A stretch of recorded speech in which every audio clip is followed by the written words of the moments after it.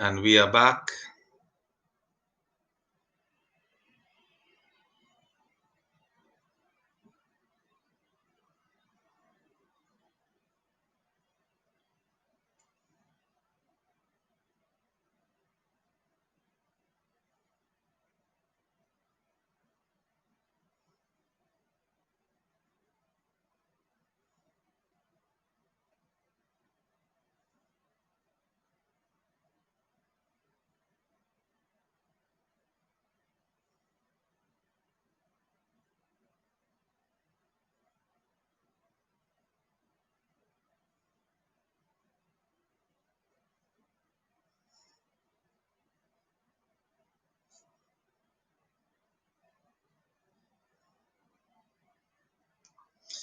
All right.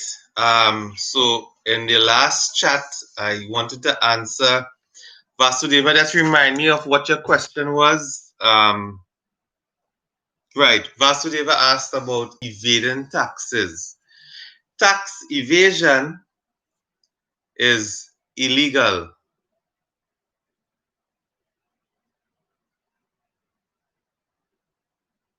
Tax evasion is illegal.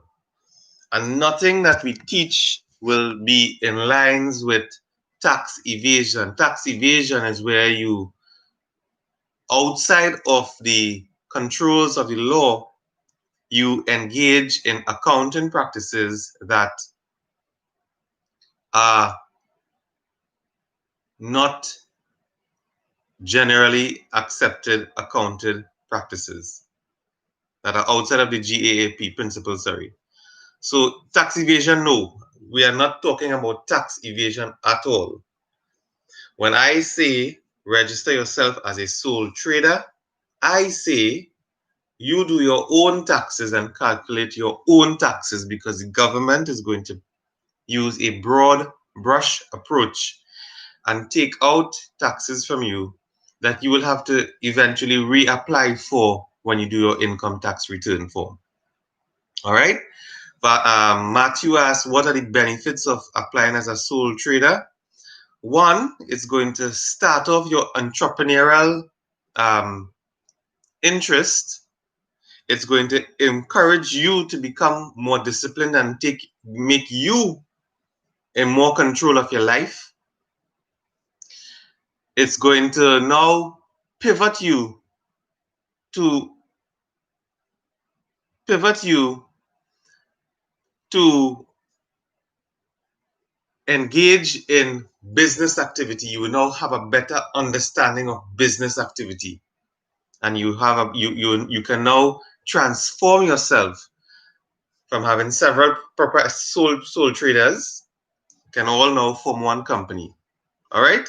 So there are lots of benefits of being a sole trader. Vasudeva, some businesses engage in charity, and I think the government gives them a tax break or something. So that's what I heard. Okay. Long ago, several years ago, maybe more about 10 years ago, yes, charitable activities that's categorized in your balance sheet as charitable activities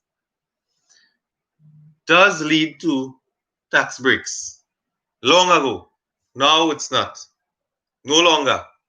No longer. Let me put that in the chat so everybody would know that no longer applies.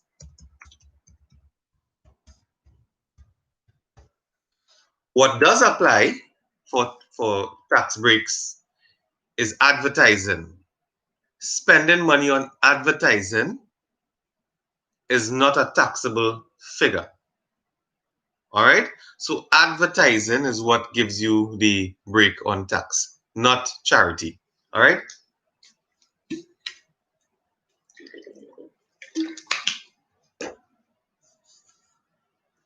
All right. So we're getting back into it.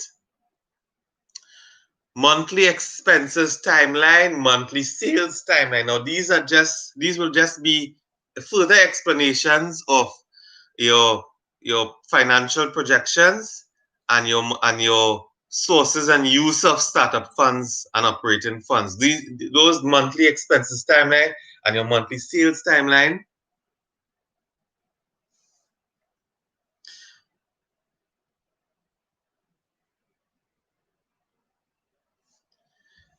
Those are just further explanations of number 10 and number 11.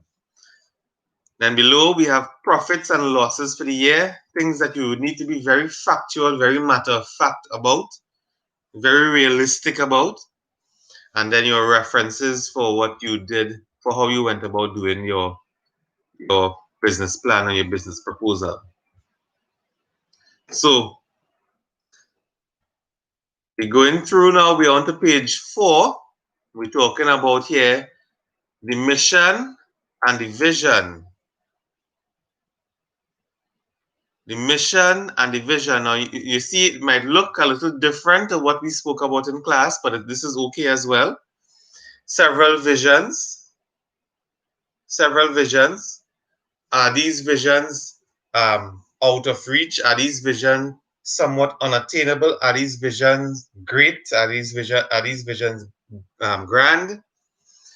Then your mission statement to provide world-class service, affordable drugs, optimal healthcare to our valuable customers while fulfilling our company objectives. Now that actually sounds like a good mission statement. It can actually work as a vision statement as well. So it's similar. But I want you all to remember a vision should be simple. A vision should be grand. A vision should be easy to comprehend and be received by the reading audience. Are we clear on that? A vision should be simple. So what about exemptions? I'll answer that's not Melissa. A vision should be simple yet grand and easily received by the person reading it. So if I read your vision, I must be able to imagine it easily. Your mission statement must tell us who you are and what you're about. You remember that from your lecture. Your mission statement tells the reader who you are as a company and what you're about. Let me answer Melissa's question. What about exemptions? Yes, there are tax exemptions. There are exemptions, and that's why, as a sole trader, you might be in a position to have exemptions from certain things. As companies, there are exemptions as well. Not much exemptions. It all depends on the type of business that you're in. For example, if you're in the business of CNG, you have tax exemptions based on the government incentive for CNG. If you are in, I remember a couple of years ago there were exemptions on if you were involved in security services. So there are exemptions. All right. You just have to your accountant, your good accountant would be the one to give you the advice on your exemptions. Remember, you are not an accountant, you are a manager, and you are supposed to be given professional advice on information. All right, good. Back to the business plan. Your goals. Your goals. I want you all to see something that is present in all of these goals. Tell me what is present in all of these goals, guys. What?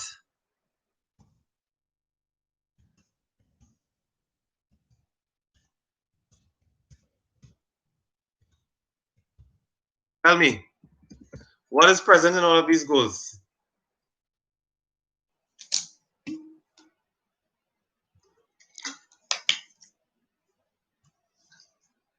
Time period. Yes. Also called. Anybody else want to help Dylan? Yes, it speaks about time periods. And time periods are also called Simon.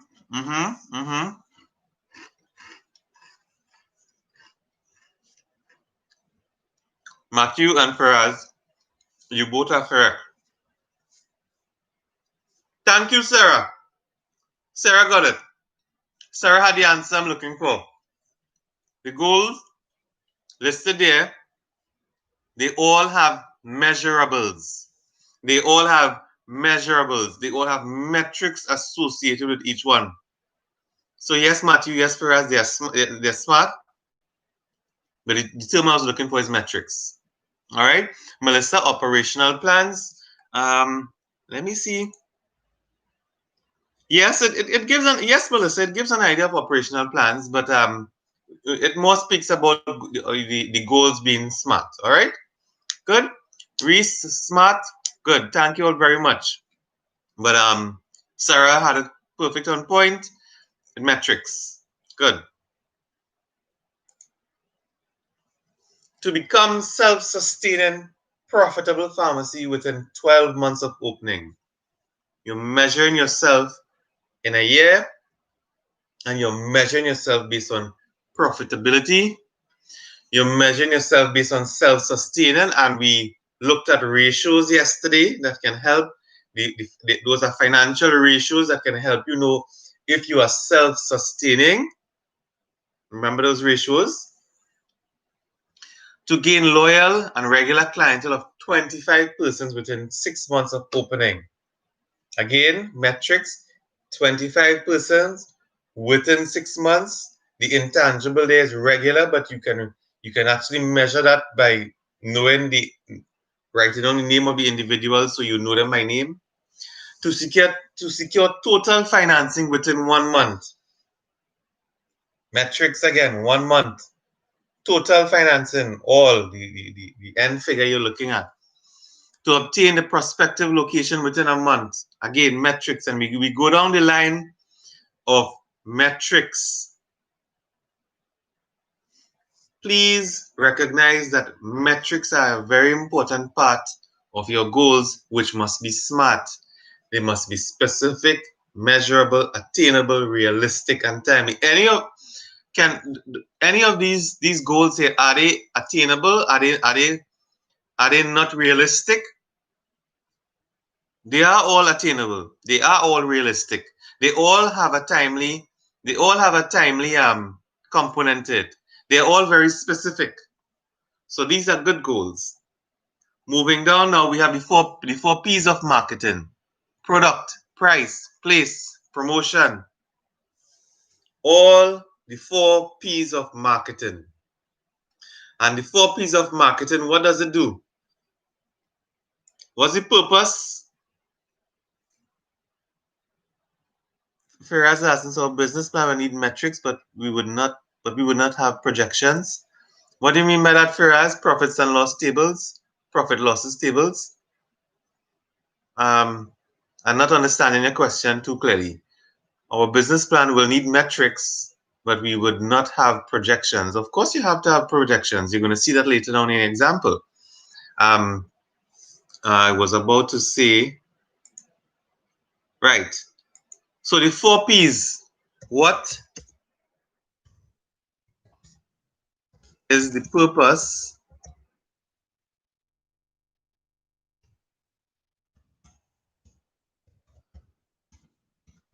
of looking at the four P's? Tell me, what is the purpose of looking at the four P's?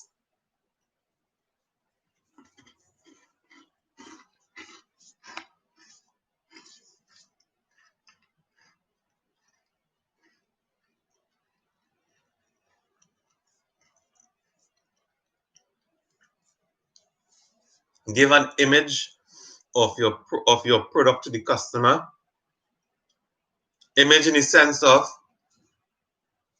you're okay, you're okay, Matthew, you're close. What is the purpose of the four P's? It's still not the exact answer I'm looking for. It's in your slides. Anyone else want to help? Reese, Sarah, Cheyenne, Vasudeva, Dylan. What do the four P's do for you? What does it do to your product? Melissa says, give some sort of direction in which your business is heading. Nope, not quite. Matthew says to be able to meet customer needs. No, no, no. Sarah is on point. Positioning. Thank you. Y'all can stop now. Positioning. Many people have to create a Yes, Faraz, you'll have to create hypothetical profit and loss. Okay? It's hypothetical, but it's hypothetical, still based on sound analysis and sound writing. So Sarah is correct. Darian, promote is one of the four P's, yes. But we have price, promote, promote, product. And there's another one that we could talk about here. The actual, in this case, the actual physical product, the price of that product, the place of that product, the promotion of that product. All of those help with, Sarah said it perfect, positioning of yourself in the market. Positioning yourself in the market. And we could look at a store with an actual product, with an actual cough syrup. The product itself, the price of the product, where you put it on the shelf, how you promote the product. And that's just an example of a physical cough syrup product. You can do that same with you as a product, or your company or your brick and mortar store as a product that you plan to build, where that product is going to be, how you're going to promote that product, the price that product will sell at, if it's known for good price, etc.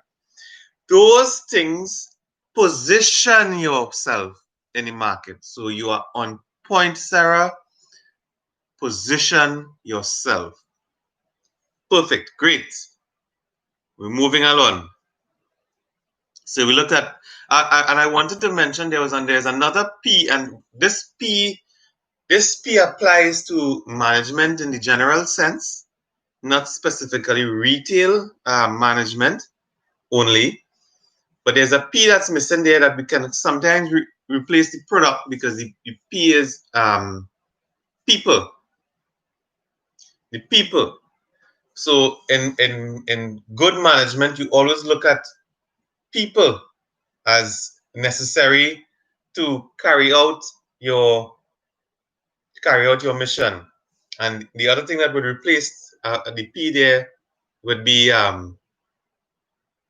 it would be physical, your infrastructure. So it's another management theory or application. But for the purposes of community pharmacy, which is retail and which is about revenue, product, price, place, promotion, all position your product where you would like it to be so that it can generate the best amount of revenue. Good. Perfect. Great. We're moving along. Target market. Who is your target market? Who are your target customers? You have to identify who they are. You have to segment your market. And sometimes your own target market can actually be segmented. Who is the largest pie of your target market? Who is the small pie of your target market? It can be, so let's say your target market is elderly in this case. Segmenting that would be elderly who are on CDAP only, elderly who drive, elderly who like other products that help with overall health, elderly who comes continuously for prescriptions only. Segment your market. All right. Industry and competitors. Based on surveillance, analysis and surveillance of the environs, we concluded that there are two direct competitors. So you have to physically go and look at your market, get industry data to make a decision.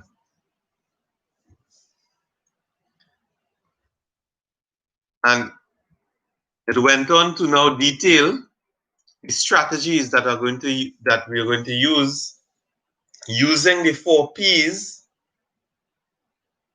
to decrease or to mitigate or to insulate yourself or to perform better relative to the competition that exists, and ensure your success.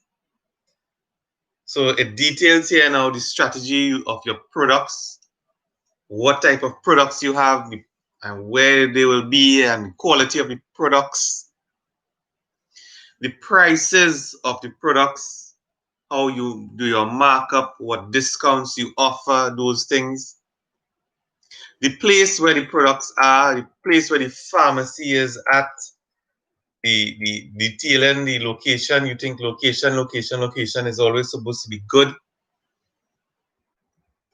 And finally, the promotion. How well are you promoting your product? How well are you promoting your business? What medium are you using? Are you going to use social media? Are you going to be using YouTube videos? Are you going to be using the press? Are you going to be using a mic?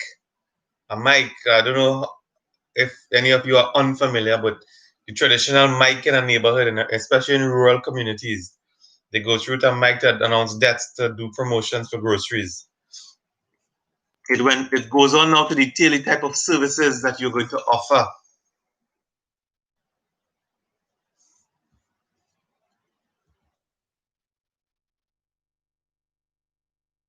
It goes on to talk about the different types of discounts that you can give, promotions again. The critical risks that can threaten your success. And you can see there in that list, we are on page 8, guys. Economic recession, reintroduction of VAT on non-vatable items, unwillingness of employees to work shifts and on weekends, inability to sufficiently compensate experienced professionals that comprise the management team, competition from other like businesses, ability to adapt and equip pharmacy with sufficient technological advancements. These are definitely good examples of things that could threaten any retail pharmacy's success. It went on to now list out the SWOT analysis, the strength of the business, all of the strengths, all of the weaknesses of your potential business, that you limitations that you may have, the opportunities that exist out there based on what currently exists, and the threats that we just spoke about that can affect the success of your business.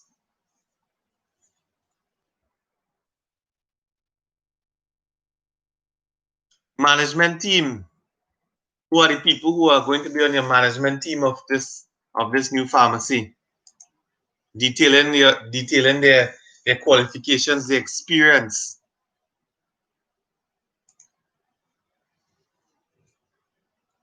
Sources and uses of startup funds. We are on page 9 now.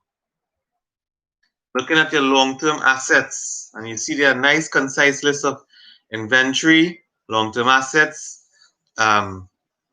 vehicle for deliveries, total startup costs. Where are we going to get that money? 100% startup funds will be borrowed from the bank. No equity. No equity financing, no investors, purely going to the bank. That's okay, that's fine as well. And on page 10, look at the detail in which you see month 1, month 2, month 3. Oh, so this is years. Year 1, year 2, year 3, year 4, all the way to year 12. And you look on your vertical column in blue on your left-hand side, the metrics that you're looking at.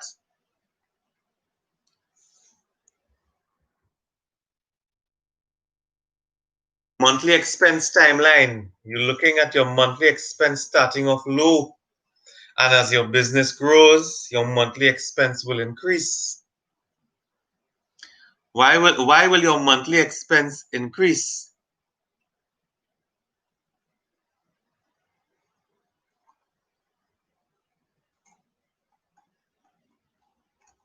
Can someone tell me, why will your monthly expense possibly increase as from month to month as you go along? Let me get some creative answers here. Why will your monthly expense increase as you go along within the first year? As you expand business, so will it cost. Yes, Vasudeva, I want you to explain to me what you mean by that. Increase in demand and supply is still not clear. We're not getting we're not getting directly to what the reasons are.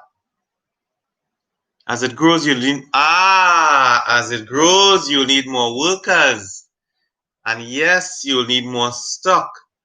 And remember, I said inventory, which becomes an expense when it becomes the cost of goods sold. New staff, new equipment, new time. Okay, good, good. All right, guys, we are on point. We are doing well. So we are going to increase our operating expenses because remember, if you have more customers, you're going to need more bags. You're going to need more hours that you're going to be opening. All of those things. So as your month, your why is taxes an example applied at month 10? Let me answer Melissa's question. But as example, paying more in advertising. Okay, Vasudeva, I can accept that. I can accept that. And new staff and equipment, more money, right? Good. Let me answer Melissa's question about why is taxes in this example applied in month 10. And see what happens in month 10.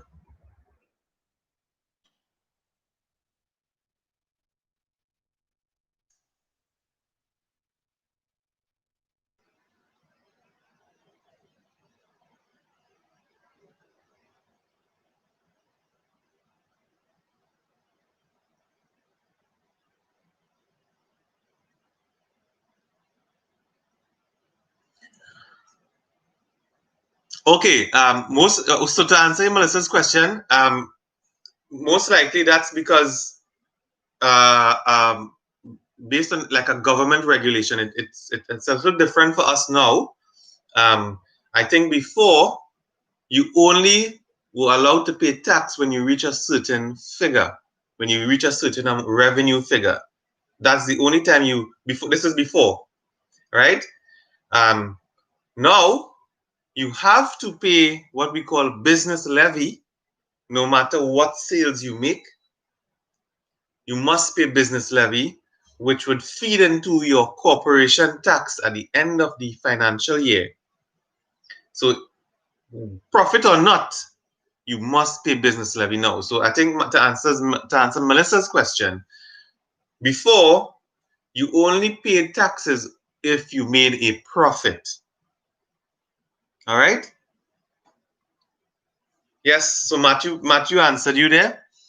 Before it was only after you can make a profit, then you pay taxes. That was in Trinidad and Tobago. That was before several years ago, actually 2 or 3 years ago. No, 4 years ago, right? And then the finance minister came up with the idea to apply business levy to everyone, no matter if you are making profit or not, so that the government can obtain as much as they can from the corporate world. So for a business plan assignment, should we have tax for each month? Yes, you should. Look at a figure of that you pay tax. I can get a figure for you. I can get a figure for you. I'll get a figure for you for what business levy is that you pay. The business levy is an annual figure, but yes, you can break it down into months. Okay. Um, so the purpose of the government doing that is because many companies would present their accounts in such a way where they are not generating enough profit to be able to pay tax or to be able to pay a large amount of tax. So with business levy being a certain standard amount that you must pay whether you are profitable or not, it allows the government to capture tax from any corporation that is doing business, that is registered. All right? Okay, Melissa, thank you for that question. I hope I answered it. I did answer it. All right, so moving along. And you were Melissa was very detailed to realize, to see that, to look through all of those figures and see only from year 10. That's not month, that's year. From year 10, that they were applying taxes, that they were paying taxes. All right, so then we looked at the monthly expense timeline increasing, small figure, not no large increases. And the monthly sales timeline, and we are seeing a nice nice straight line increase, nice What's the name of that boy? The word lost me. But it's a nice increase. On page 13, you see a bar graph showing profit and losses for the year, and it shows clearly that you're going to be making losses for the first 9 months of the year, and thereafter you are and you're going to make those losses based on your revenue, okay? Because your revenue that you're going to be making initially is going to be so low, it's not going to be able to. Remember, we said revenue repurchases your stock and pays your overheads expenses, and then what you have remaining is your net. So your revenue, if it's very low, it can only repurchase stock, and it can only touch some of your overhead expenses. So money still has to be paid and come out of pocket or come out of financing to pay for your overhead expenses. And only after, when your revenue reaches that point, when we call it break-even analysis. Let me put that in there. Break-even analysis. Break-even analysis is where you reach a revenue figure that can cover your operating expenses, your cost of goods sold. You have no net profit. You don't have any profit remaining from that, but at least it covers those both expenses. So you can say you're working for free kind of way. But soon, with your revenue increasing, you're going to now be able to cover your cost of goods sold, cover your overhead expenses, and still have your net revenue or your return earnings. All right? And we are on to pay on. That's it. And that's actually it. We have completed the business plan.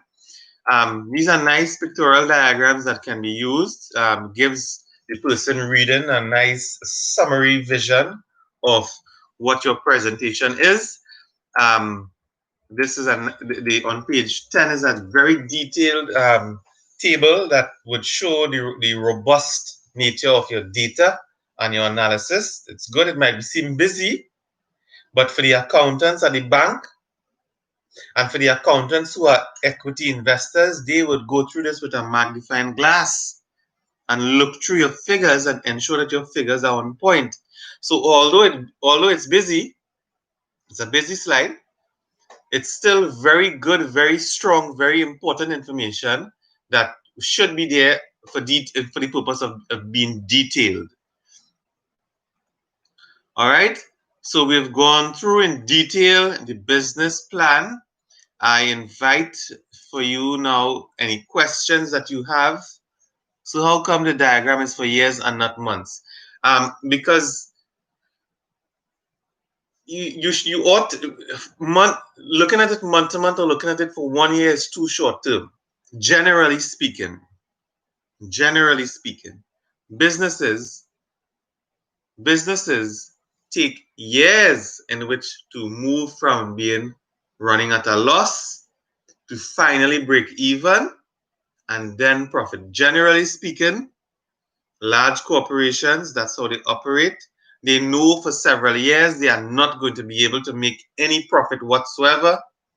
So you do your projections based on years. And your banks as well, they know that you take a loan, you take a mortgage for a business loan. That repayment is going to be over several years, at least 10 years. In my case, it was 7 years. So that's why the table is for years and not months. Months is where you as the individual and even as the financial person who's looking at it can look at your first year, because remember your first year is existence and survival to an extent. So Cheyenne, I'll answer just now. So that's why, Sarah, it's done in years, because it takes years. Although we would want to be able to turn profit in months, it actually takes years for you to really reach to a stage where you are on a profitable chart. All right.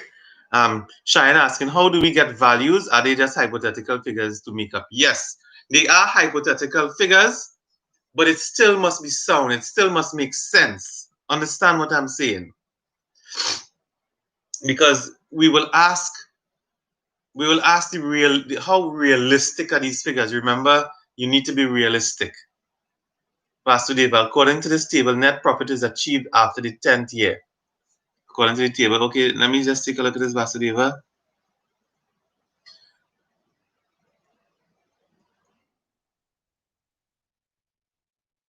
Net profit. Net profit happens. Net profit before tax or after tax? I'm seeing here after tax, it's in year 10. Yes. Yes, correct. You're correct, Vasudeva. Um, Darian, generated? What do you mean by that? I think the table is in months. No, silly, the table is in years. The table that we're talking about is in years.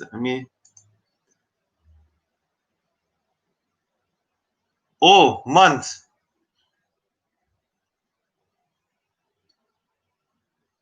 But that's a real huge projection in month for month. But this it can be applied into years as well.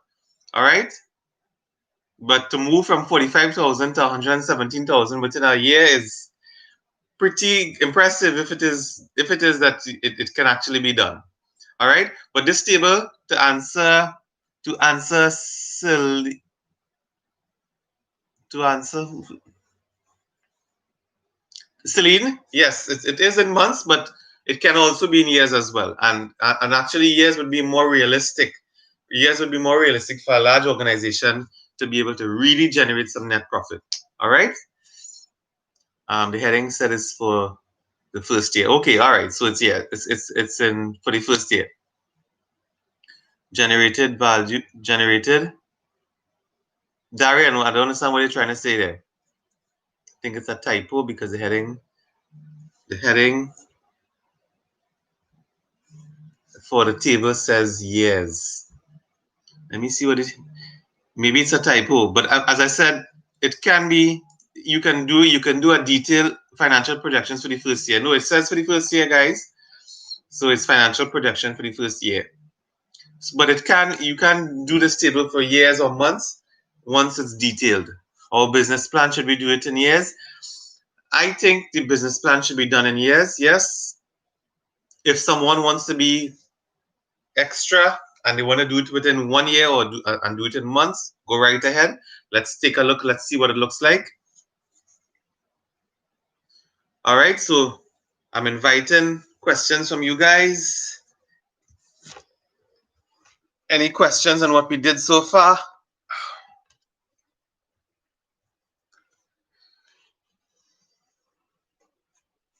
Any questions on topics we've covered? We've covered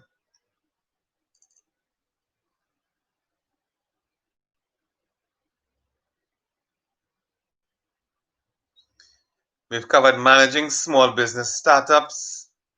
We've covered managerial planning and goal setting. We've covered balanced scope with strategic marketing planning. We've covered balanced scorecard. We've covered the BCG matrix, and today we've finally done the business plan in detail. All right. So I invite questions. Anyone want to ask any questions? We in the next hour we can do a review of all the lectures we have done. So next week we can when is the business plan due?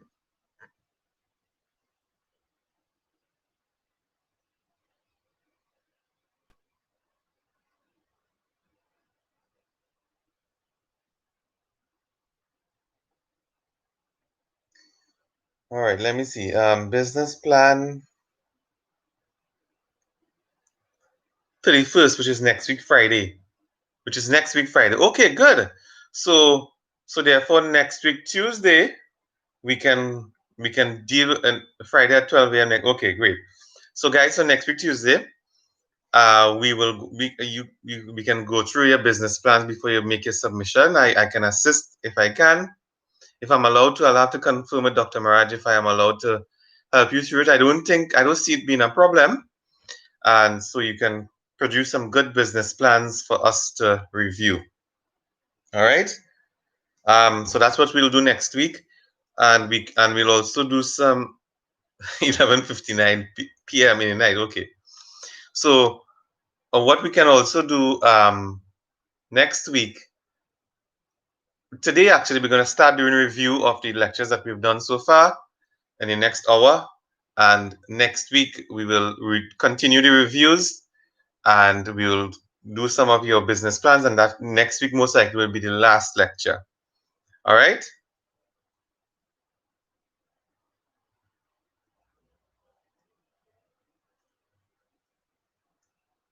All right. So good. So I'm not seeing any questions coming through here. So we'll take a break. We're going to go for break now.